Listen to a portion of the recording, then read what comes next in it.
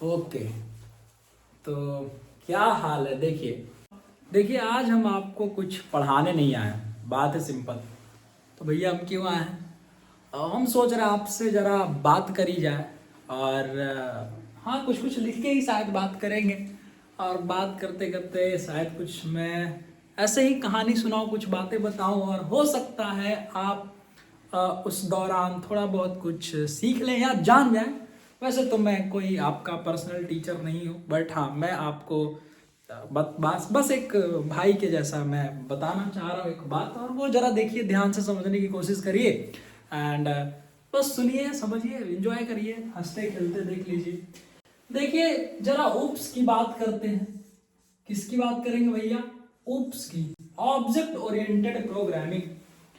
अच्छा, ये object oriented programming, तो हम ये कह रहे हैं कि अगर हम कोई ऑब्जेक्ट ओरिएंटेड प्रोग्रामिंग लैंग्वेज की बात करेंगे तो मैं जावा को कंसीडर करूंगा, क्योंकि मेरा उसमें कुछ एक्सपीरियंस रहा है। एक्सपीरियंस है, मैं पढ़ाता हूँ या चैनल वैनल पे कुछ बताता हूँ, उसके बारे में कंटेंट बनाता हूँ, तो जावा के बारे में। बाकी ऑब्जेक्ट ओरिएंटेड प्रोग्रामिंग के कॉन्सेप्ट्स सारे ऑब्जेक्ट ओरिएंटेड प्रोग्रामिंग लैंग्वेज पर एप्लीकेबल होते हैं, क्योंकि कॉन्सेप्ट्स भैया वही रहते हैं। तो आप अगर कोई दूसरा प्रोग्रामिंग लैंग्वेज भी पढ़ रहे हैं, सीखे हैं, और फिर भी क्लैरिटी चाहिए, तो आप आराम से ये बातें सुनिए, समझिए, हो जाएगा। ठीक है, देखिए सर, ऑब्जेक्ट ओरिएंटेड प्रोग्रामिंग, उप्स, ओके, ये एक तरीका है, ये एक मेथोडोलॉजी है, एक कॉन्सेप्ट है जो रियल वर्ल्ड से लिया गया है, ताकि आप अच्छा प्रोग्राम बना सकें, अच्छी कोडिंग कर सकें, आसानी से कर सकें, इसके लिए। ठीक है, बात समझ में आ रही है? तो ऑब्जेक्ट ओरिएंटेड प्रोग्रामिंग, पहली बात कि ये कोई अपने आप में एक प्रोग्रामिंग लैंग्वेज नहीं है, पहली बात ध्यान से समझेंगे।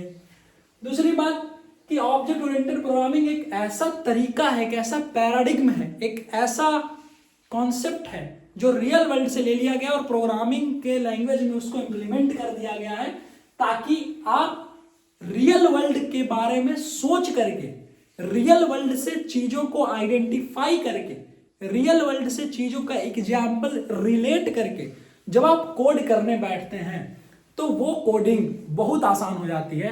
इसलिए ये एक रियल वर्ल्ड से लिया गया, ऐसा समझिए कि कॉन्सेप्ट है।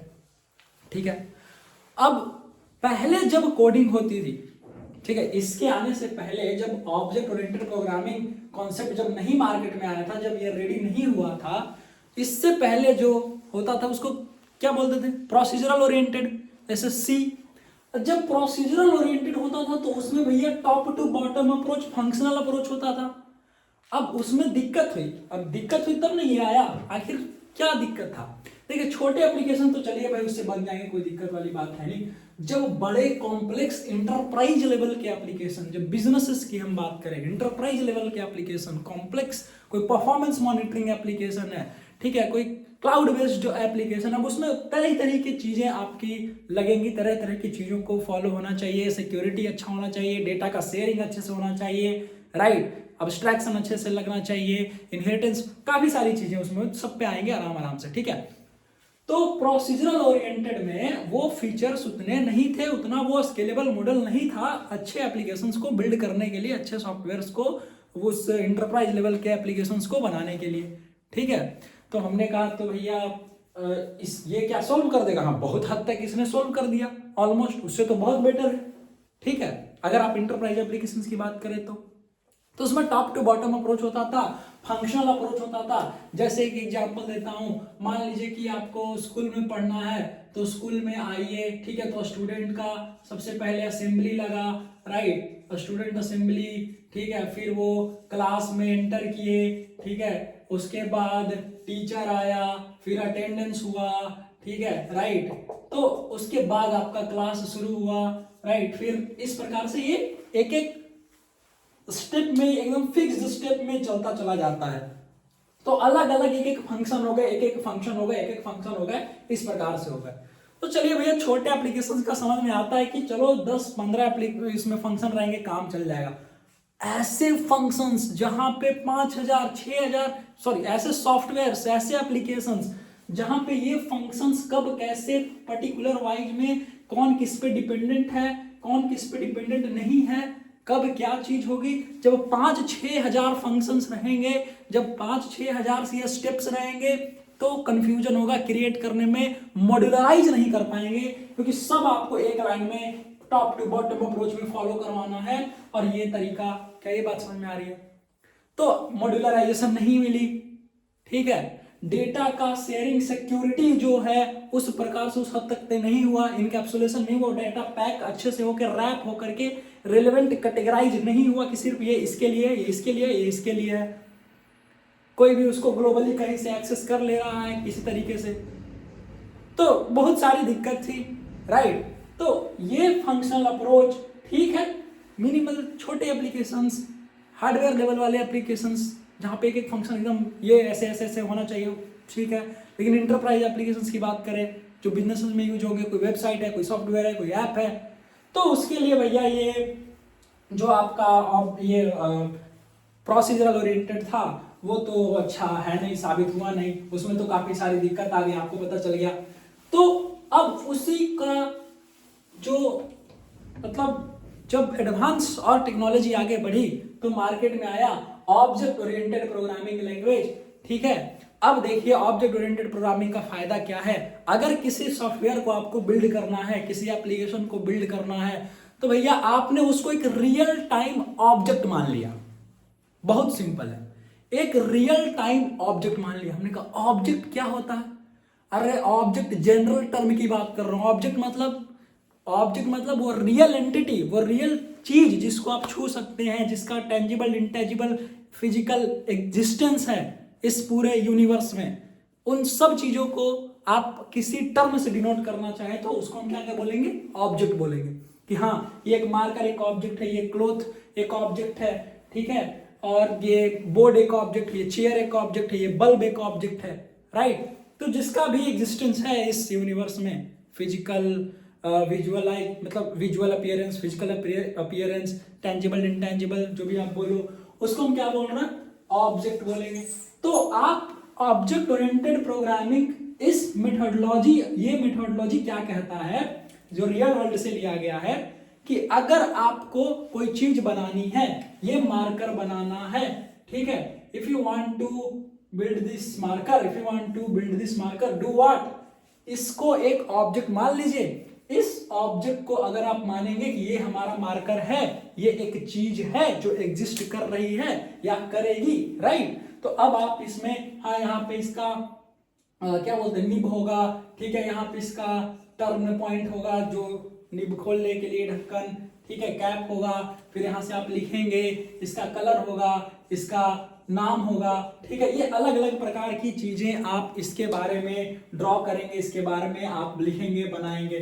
तो अगर कोई चीज बनानी है उसको आपने ऑब्जेक्ट माना, कोई सॉफ्टवेयर बनाना है तो उसको एक ऑब्जेक्टिव हमने ये माइंड में सेट कर लिया कि ये सॉफ्टवेयर हमारा एक ऑब्जेक्ट है, अब इस सॉफ्टवेयर में हमारा ये चीजें होगा, राइट। तो अब काफी सारी चीजें आएंगी उस सॉफ्टवेयर्स में कहने का मतलब, अरे उस सॉफ्टवेयर्स के कंपोनेंट होंगे, जैसे कि वीएलसी मीडिया प्लेयर है, तो वीएलसी मीडिया प्लेयर में इतना दूर में आपका क्या दिखेगा, ये डिस्प्ले दिखेगा, वीडियो दिखेगा, यहाँ एक प्रोग्रेस बार है जो चलता रहेगा, नेक्स्ट प्रीवियस का बटन रहेगा, ठीक है, पाउस का बटन रहेगा, कुछ इस प्रकार से। तो हमने क्या कहा कि आपने एक सॉफ्टवेयर को बनाने के लिए, अब यही कह रहा है ऑब्जेक्ट ओरिएंटेड प्रोग्रामिंग, आपसे सिर्फ यही कह रहा है भैया कि देखिए बात बस इतनी सी है कि कुछ भी बिल्ड करना है, देखो भाई तुम उसको ऑब्जेक्ट मान लो। जब तुम उसको ऑब्जेक्ट मान लोगे तो ऑब्जेक्ट कैसा होगा ये तुम्हें बतानी पड़ेगी। मतलब इस ऑब्जेक्ट का, इस मार्कर का क्या नाम होगा आपको बताना पड़ेगा, इस मार्कर का कलर क्या होगा आपको बताना पड़ेगा, राइट और नॉट बॉस। इस मार्कर का क्या प्राइसिंग होगी आपको बतानी पड़ेगी, इस मार्कर का इंक कौन से कलर का होगा, राइट, इंक कलर कौन सा होगा बताना पड़ेगा, और इटीसी कुछ इंफॉर्मेशन, ठीक है, राइट। तो आपने ऑब्जेक्ट माना और उस हिसाब से जो डेटा था, जो चीजें था, आपने इस मार्कर पे अप्लाई किया और अपना काम किए, और इस तरीके से मार्कर बिल्ड हो गया। उसी प्रकार से एक सॉफ्टवेयर बनाएंगे, उस सॉफ्टवेयर को एक ऑब्जेक्ट मान लेंगे। अगर हम उस सॉफ्टवेयर को, उस एप्लीकेशन को एक ऑब्जेक्ट मानते हैं, उस ऑब्जेक्ट के अंदर जितने भी कंपोनेंट्स होंगे हमने उन सबको भी ऑब्जेक्ट मान लिया। बात समझ में आ रही है? जिसको जिसको जरूरत पड़ा। जैसे हमने इस कैप को एक ऑब्जेक्ट मान लिया, इस कैप को भी हमने कहा कि इस पूरे मार्कर में जो ये कैप है ये भी एक ऑब्जेक्ट है। ये ऑब्जेक्ट अगर ये है तो ये कैप का स्क्वायर शेप होगा कि सिलेंड्रिकल होगा कि भैया ये 1 इंच बड़ा रहेगा, 2 इंच बड़ा रहेगा, या फिर इसका कलर रेड होगा, है ना, ऐसा भी तो हो सकता है। तो आपको फ्लेक्सिबिलिटी मिल जाएगी, इसका भी चेंज कर दो कलर वाला जो भी चेंज करना है, और मार्कर भी उस हिसाब से डिजाइन हो जाएगा, बन जाएगा, राइट। तो ऑब्जेक्ट ओरिएंटेड प्रोग्रामिंग में फिर आपने इसको ऑब्जेक्ट माना, ठीक है, तो आपने कहा कि हमारा ये भी एक ऑब्जेक्ट है, ये बटन्स भी ऑब्जेक्ट है, ऐसे ऐसे करके ढेर सारे ऑब्जेक्ट, छोटे छोटे छोटे छोटे छोटे ऑब्जेक्ट्स आपने इकट्ठे किए, एक जगह लगाया, एक एप्लीकेशन बन गया। क्या ये बात समझ में आ रही है? ठीक है। तो ऑब्जेक्ट ओरिएंटेड प्रोग्रामिंग एक ऐसा मेथोडोलॉजी है, एक ऐसा पैराडिग्म है, ठीक है, आपके इस प्रोग्रामिंग वर्ल्ड में जो रियल वर्ल्ड से लिया गया है। It is taken from the real world which says, hey programmer, if you want to develop any project, if you want to develop any software or application, just think that that application is object. Okay, तो अब object क्या है? Object oriented programming समझ में आ गया, एक concept है। अब इस कॉन्सेप्ट में, ठीक है, एक इस आपके पैराडिग्म में, इस मेथोडोलॉजी में, ठीक है, एक बहुत सारी चीजें आगे, टेक्निकल चीजें बता रहा हूं। इसमें आ गया ऑब्जेक्ट, ठीक है, ऑब्जेक्ट, फिर आ गया क्लास, ठीक है, इसमें आ गया क्लास, इसमें आ गया पॉलीमॉर्फिज्म, ठीक है, पॉलीमॉर्फिज्म, ओके, पॉलीमॉर्फिज्म। उसके बाद इसमें आ गया इनकैप्सुलेशन, ठीक है, इनकैप्सुलेशन। इसमें आ गया इनहेरिटेंस, अब्स्ट्रैक्शन, ठीक है, अब्स्ट्रैक्शन। ये सब चीजें टॉपिक्स आ गए, ये सब एक्चुअल टेक्निकल कॉन्सेप्ट्स हो गए जो किसी प्रोग्रामिंग लैंग्वेज में है तो हम कहेंगे कि वो प्रोग्रामिंग लैंग्वेज UPS को सपोर्ट करता है, या वो प्रोग्रामिंग लैंग्वेज UPL है, मतलब OPL, object oriented programming language. Object oriented programming concepts जिसमें ये सारे कॉन्सेप्ट्स एक्चुअल में इंप्लीमेंट होंगे, जिस प्रोग्रामिंग लैंग्वेज में जो इनको सपोर्ट करेगा हम कहेंगे कि वो प्रोग्रामिंग लैंग्वेज UPS को सपोर्ट करता है और वो एक ऑब्जेक्ट ओरिएंटेड प्रोग्रामिंग लैंग्वेज है। तो जावा इन कॉन्सेप्ट्स को सपोर्ट करता है, इसलिए ऑब्जेक्ट ओरिएंटेड प्रोग्रामिंग लैंग्वेज है। खैर एक एक्सेप्शन और है इसमें, एक्सेप्शन नहीं, एक पॉइंट है कि जावा को फॉल्स या सूडो ऑब्जेक्ट ओरिएंटेड प्रोग्रामिंग भी कहते हैं। ऐसा इसलिए कहते हैं उसमें मल्टीपल इनहेरिटेंस वगैरह ये सब का सपोर्ट नहीं होता है।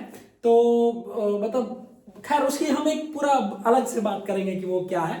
अभी इतना समझते हैं कि जावा एक ऑब्जेक्ट ओरिएंटेड प्रोग्रामिंग है, मतलब ये कॉन्सेप्ट सब उसमें आपका एग्जिस्ट करेगा आपके प्रोग्रामिंग लैंग्वेज में। और ठीक है, काफी सारे रीजन होते हैं जिसकी वजह से उसको फॉल्स कहा जाता है, जैसे प्रिमिटिव डेटा टाइप सपोर्ट करता है, तो बस उस पर बात करेंगे, वो पॉइंट अभी रहने देते हैं। यहाँ देखिए, तो हमें ये समझ में आ गया कि भैया एक कॉन्सेप्ट है, रियल टाइम एनालॉजी से लिया गया है, रियल टाइम से लिया गया है, रियल वर्ल्ड से लिया गया है, इनमें ये आपके चीजें आएंगी। अब बात रही कि ऑब्जेक्ट क्या है, तो दुनिया में हर वो चीज जिसको आप देख सकते हैं, छू सकते हैं, आप फील कर सकते हैं, या फिर आप उसका टेंजिबल इंटेंजिबल कहिए कि एक विजुअल या किसी भी तरीके से उसका एग्जिस्टेंस है जो रियल है, तो हम उसको एक ऑब्जेक्ट कह दे रहे हैं। ठीक है, तो एक ऑब्जेक्ट हो गया। अब ऑब्जेक्ट कुछ भी हो सकता है, एक बिल्डिंग, एक घर, अब ये XYZ मैंने क्या बोला, कुछ भी हो सकता है। तो देखिए होता क्या है कि object is a real entity. अब ये भी हम कह रहे हैं कि एक रियल एंटिटी है that exist in this world. ठीक है, तो अगर हमने कहा कि मुझे घर बनाना है, ध्यान से आप समझेंगे इस बात को, मैं इधर लिखता हूं या डिजाइन बनाता हूं। आपने कहा कि this is one building, okay, this is one building, और अगर ये बिल्डिंग है, यू सी, अगर ये रियल में एग्जिस्ट कर रहा है, मैंने कहा कि ये एक ऑब्जेक्ट है, ठीक है, ये रियल में एग्जिस्ट कर रहा है, बात समझ में आ रही है। इस बिल्डिंग का कुछ लेंथ होगा, मतलब इसका कुछ हाइट होगा, इसका कुछ विड्थ होगा, इसका कुछ कलर होगा जो पेंट हुआ है, इसमें कितने नंबर ऑफ फ्लोर्स हैं, ये सब होंगे। ठीक है, मतलब एक एक्चुअल चीजें, एक्चुअल डेटा होगा इस बिल्डिंग के बारे में। एक चीज, ठीक है। क्या पता चला आपको? इसके बारे में कुछ डेटा होगा। इस बिल्डिंग का काम क्या होगा? घर है, कमर्शियल फ्लैट है, कि ऑफिस वाली सारी खाली बिल्डिंग्स हैं, या गवर्नमेंट ऑफिशियल वाली बिल्डिंग है। बिहेवियर, ठीक है, इस बिल्डिंग में क्या होगा, क्या करेगा ये बिल्डिंग, इसका आखिर काम क्या है, ठीक है। अब ये जहां पर है उसका आइडेंटिटी, ये एग्जिस्ट कर रहा है, ये कर रहा है ना, इसकी आइडेंटिटी हो गई। बात समझ में आ रही है? आइडेंटिटी हो गई, स्टेट, बिहेवियर, आइडेंटिटी। फिर हम इस पे आ जाते हैं, वापस से एक और एग्जांपल लेते हैं, ठीक है। और ये मेरी बात ध्यान से समझिए, बहुत ही आसान है इसी से समझना। ये बस मैं बातें बता रहा हूँ आपको, कोई लोड नहीं लेना है एक्स्ट्रा, राइट। तो हमने ये कहा कि भैया देखिए हमारा एक डॉग है, ठीक है। अब इस डॉग को अगर हम ऑब्जेक्ट बोल रहे हैं, समझ रहे हैं, अगर हम इस डॉग को ऑब्जेक्ट बोल रहे हैं तो डॉग की भी कुछ प्रॉपर्टी हो गई। हमने कहा वो प्रॉपर्टीज क्या हो गई, वो स्टेट क्या हो गया, वो डेटा क्या हो गया इसके बारे में, कि इस डॉग का वेट क्या है, ठीक है, इसका कलर कैसा है, ये कौन से ब्रीड का है, एंड इटीसी। ये सब इसके फिजिकल कुछ डेटा होंगे, ठीक है, एंड इटीसी। अब इसका बिहेवियर, ठीक है, ये कैसे, इसका काम क्या है, क्या काम करता है, ये स्ट्रीट पे खाली घूमता है, ठीक है, street walk, okay, street walk, okay, या ये मूव करता है, मतलब, ठीक है, ये बार्क करता है, बात समझ में आ रही है, बार्किंग, ठीक है, ये बार्क करता है, स्टेट बिहेवियर। और क्या हो गया, अगर ये वाकई में ट्रेंड है, यू गॉट इट, अगर ये ट्रेंड है तो हमने कहा कि भाई ये स्पेशल फोर्सेस से मतलब प्रोटेक्ट करता है, ठीक है, हमने कहा प्रोटेक्शन, ठीक है, it protect you from unwanted behaviour. अगर आपके ऊपर अटैक हो रहा है तो चलो प्रोटेक्शन आपको दे रहा है ये। डेटा, बिहेवियर, और इसकी आइडेंटिटी भी होगी। हमने कहा यस, इसका रियल एग्जिस्टेंस है, ये है ना, इसका बायोलॉजिकल एग्जिस्टेंस, आइडेंटिटी है, यहाँ ये एग्जिस्ट करता है, ये इस ब्रीड का एकदम एकदम मतलब उसका कुछ एक बायोलॉजिकल नेम होगा, राइट, कि वो उस ब्रीड का है, उसका एक कुछ ना कुछ अपना एक आइडेंटिटी हो गया जो हमेशा अलग रहेगा। इसका डीएनए और एक डॉग का डीएनए, जो भी चीजें होंगी वो सब बिल्कुल शायद सेम ब्रीड का हो, पर वो एक अलग आइडेंटिटी। अगर इसके सामने एक और बिल्डिंग आ गई तो इस बिल्डिंग की एक अलग आइडेंटिटी है, ये वाकई में एग्जिस्ट कर रहा है एक और बिल्डिंग 2, राइट। तो हमने देखा कि भाई इस बिल्डिंग में जो एक ऑब्जेक्ट है इसमें भी कुछ डेटा है, डेटा को ही स्टेट बोलते हैं, डेटा है, स्टेट है, इसमें भी कुछ बिहेवियर है, इसमें भी कुछ आइडेंटिटी है, ये भी बिल्डिंग कहीं कहीं कुछ काम करने के लिए यूज हो रहा है, पता नहीं क्या क्या क्या, इसका भी एग्जिस्टेंस है। हमने एक डॉग को देखा और डॉग को ऑब्जेक्ट कर रहे हैं तो इसमें भी कुछ डेटा है, वेट, कलर, ब्रीड, ये सब behaviour, street walk, move, bark करना, प्रोटेक्ट करना, खाना, ठीक है, ईटीसी, एंड आइडेंटिटी भी इसकी है कुछ। तो हमें क्या पता चल रहा है, अगर इस वर्ल्ड में कोई भी चीज ऑब्जेक्ट आप मानते हैं तो उस ऑब्जेक्ट का 3 चीज हमेशा तय होगा, उस ऑब्जेक्ट की ये 3 चीजें हमेशा रहेगी, state, behaviour and identity, right. अगर आप एक पेन लेते हैं एग्जांपल, तीसरा एग्जांपल, एक पेन लीजिए, उसका डेटा क्या हो जाएगा, स्टेट मतलब डेटा, बिहेवियर मतलब उससे क्या काम करेंगे, आइडेंटिटी मतलब उसका रियल एग्जिस्टेंस की कुछ आईडी प्रूफ, कुछ वैल्यू, राइट। तो जैसे कि हमने कहा कि भाई एक पेन है, पेन का कलर क्या है, पेन की विड्थ कितनी है, कितना एमएम का वो है, पेन का शेप क्या है, पेन का इंक कितना एमएल का है, राइट, एंड ईटीसी। फिर ये उसके डेटा हो गया, उसका बिहेवियर, इससे सिग्नेचर कर सकते हैं, इससे सिर्फ स्पेशल सिग्नेचर करते हैं, ठीक है, इससे वीवीआईपी के लिए है, वीवीआईपी सिग्नेचर्स ओनली, ठीक है, या कैसे ये बिहेव लिखना, ठीक है, इसको यूज करना, किसी को ऐसे फेंक के मार देना, ये सब क्या उसका बिहेवियर हो गया, throw and like beat someone, throw and like attack on someone, right, whatever जो भी उसका बिहेवियर हो गया, आइडेंटिटी हो गई कि हाँ वो पेन का कुछ एक्चुअल मैन्युफैक्चरिंग जो हुआ है उसका कुछ कोड है तो उसकी आइडेंटिटी हो गई, उसको एक सीरियल नंबर प्रोवाइड कर दिया गया, डेट इज एक आइडेंटिटी हो गई, राइट। क्या ये बात समझ में आ रही है? तो हमें क्या पता चला, अगर हम किसी चीज को ऑब्जेक्ट कर रहे हैं, बोल रहे हैं, तो ऑब्जेक्ट का 3 चीज फिक्स होता है, स्टेट, बिहेवियर एंड आइडेंटिटी। क्या ये बात समझ में आ रही है? State, behaviour and identity are fixed. तो 3 हर एक ऑब्जेक्ट का फिक्स्ड कहने का मतलब कि वैल्यू बदलेगा, उसमें डेटा बदलेगा, पर हर एक ऑब्जेक्ट की आपको 3 चीजें मिलेंगी, स्टेट, बिहेवियर, आइडेंटिटी। क्या ये बात समझ में आई? बोलो, मजा आया? State, behaviour and identity. तो अब देखो भैया, इसमें इसको टेक्निकली हम यूज कैसे करते हैं और इसका कहां पे कैसे थिंक करेंगे प्रोग्रामिंग में, राइट?